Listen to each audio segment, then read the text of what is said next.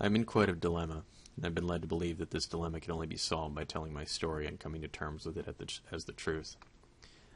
My tale is not a story of triumph or justice. Heed my warning. There is no happy ending, no pot of gold at the end of this rainbow. My tale is one of tragedy, torment, and death. None of these are even close to the reason why this tale is so consuming and destructive.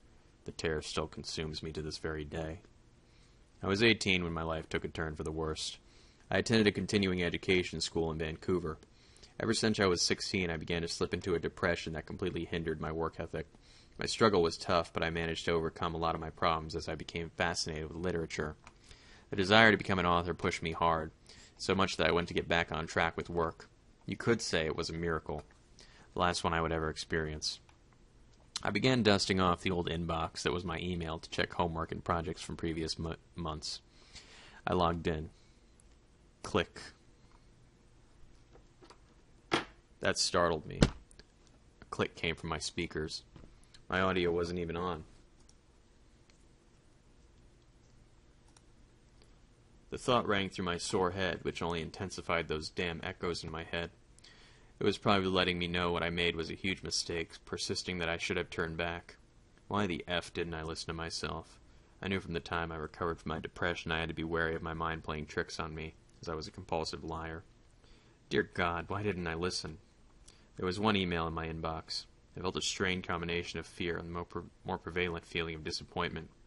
How could it be possible that no one was concerned for me, my health, or my progress enough just to check up on me once? Does anyone care about me at all? It brought back a feeling of dread I haven't felt in months. Anyway, I digress. Let me continue. I looked at my inbox, more dumbfounded than before. The sender's name was Michael... What the hell? I said loud in shock. I have never contracted any spam, not once, and even if that were the case, why would it spam my own email? I really wish I never learned this lesson. I saw the subject, which was literally no subject. Pressing forward, I opened the email. The click echoed in my ear again, more present as before. I can only describe what I saw as the prime examples of horror, malice, and pure evil. There were pictures of my family and friends, all dead. Not just dead, but clearly murdered.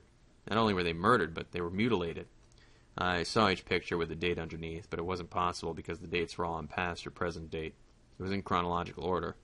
I scanned the first photo. It was today's date. Upon the sight of what the picture contained, I began to weep. The bodies hacked to a barely recognizable couple, most likely in their 50s, or my step-parents. I had to make sure they were okay. I phoned their house while saying their number aloud to keep a voice present, to avoid feeling any sort of loneliness, to give me some sense of security. Even if it was just me speaking, it was all I had. Someone picked up. "Hello?" I said in a frantic manner. Just no response, just heavy yet oddly satisfied breathing. "Dad! Mom! Who the hell is this?" I shouted. More breathing.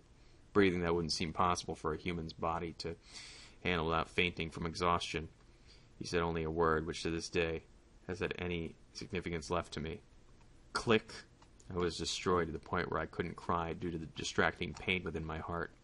I created a wound that would never heal. It was a wound that my teenage angst and depression could never create. It was much worse, and for years it only increased inside. With each brutal murder of my friends and family, I grew more and more fearful. Each death on the correct dates is listed in the cryptic email. The police didn't even seem to understand what the hell was happening, as it appeared to them that each of the victims died naturally and slowly. Autopsies included things like cardiac arrest during sleep. I don't understand how these people could come to these conclusions. I saw the bodies. I saw them all. They even had open casket funerals. People saw them as victims to clock of death that kissed them as they rested and kindly led them into the pearly gates. For each funeral I went to, I saw the corpses, mangled and beaten. How I was the only person to see this, I had no idea. I really didn't care that much at all, either. After all, I was more concerned about my date to die. August 23rd, 2014. Another thing that held my attention was the clicking that consumed every fiber of my being. My only chance of survival was to flee my residence and get the hell out of town. I didn't really care to investigate what's been killing my family. I didn't care how hard I had to contain myself from completing his goal years in advance. All I cared about was surviving. It's been 2 years. Friends, families, acquaintances, enemies, and mentors all dead. I've been hiding out in my car in a hick town populated by 200 people, avoiding whatever has been killing everyone I once held dear. I knew the worst was about to come for me. Today was August 23rd, 2014, the day listed under my photo. It depicted a hacked-up body, smirking apathetically. I try to pass the time waiting for my fate. What else could I do? I pull out a box from the registration compartment. I open the book to witness not the words of the brilliant Agbach, but one word, repeated in succession. Click, click, click. It echoes in my head over and over as if each time was listed on that effing page. It was valued at 10 clicks. Bang against my head like a jackhammer. I want it all to end. I want it all to just effing end. It's far too much. I missed everything and everyone this effing demon has taken from me. The only way to end this misery is to give this thing what it wants. And the only way for that to happen is if this heavy-breathing BS-erd sitting in the back of my car wants to kill me. Don't keep me waiting, I said to him, with a curled smirk reaching from my left cheek to my right.